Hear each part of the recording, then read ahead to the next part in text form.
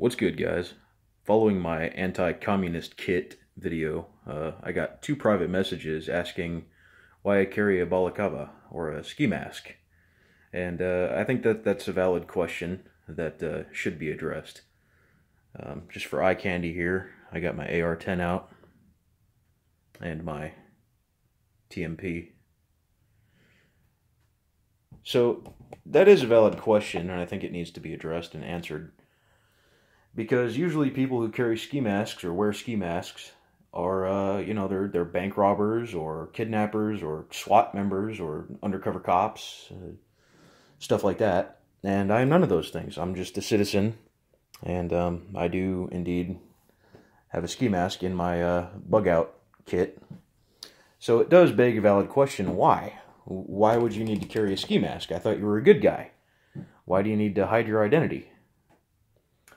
Well, the answer to that is pretty sad, honestly. I believe that at some point, if we ever do, God forbid, have to take up arms against, whether it be an invading nation, or against possibly a tyrannical government, or a civil war in our country, it would behoove oneself to do your best to conceal your identity. Just as SWAT officers do, just as Navy SEALs do, just as drug cartel members do. Bad guys, good guys, they do it, and for good reason. And the reason is because they will be photographed.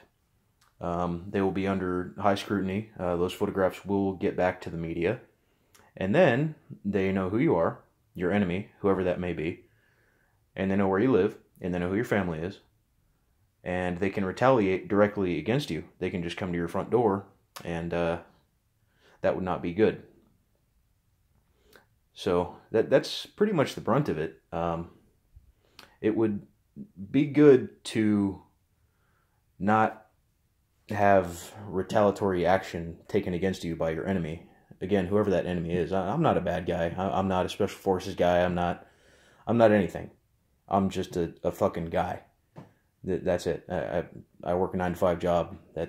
I'm just a dude.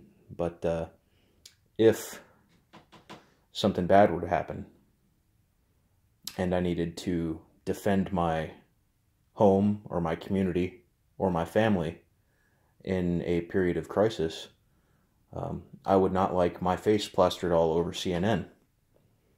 So their gang members, or whoever the bad guys are, can just come and hunt me down, or use my family as hostages, or, God knows what. The possibilities are endless. So, all you have to do is look back to the Clive Bundy incident, which happened a few years ago, right where I live. I was there at the Bundy Ranch standoff. And there are men being prosecuted right now for peacefully showing up with weapons to protest the Bureau of Land Management's illegal encroachment onto Clive Bundy's livestock grazing areas. So, I don't really have a side in that. I think both sides are wrong. I think Clive Bundy's could have handled it better. He's kind of an ass. But I also think the federal government has no right to come into a state and impose their will on a man who's not really bothering anybody on a technicality, and send armed men to make him submit. And people who showed up peacefully to defend his view of things, that they're being prosecuted, and a lot of them could be facing very serious charges, including up to 25 to life, for doing nothing violent. And that could have been averted if they had practiced a little better operational security, and not so easily given their identities away, and not posted about it on social media, and made videos of themselves, and so on. So I hope the best for them, and I'm so glad that that ended without violence. But still, that's the whole point here, is don't broadcast who you are when you're doing something that could be considered questionable, whether it be by the government, or whether it be by the radical left or the radical right, or any group of people, if you're doing something that could get you in trouble, don't post about it on Facebook. Don't take pictures and fucking share it and all that. Just keep a low profile. Keep a very low profile. That's all I have to say.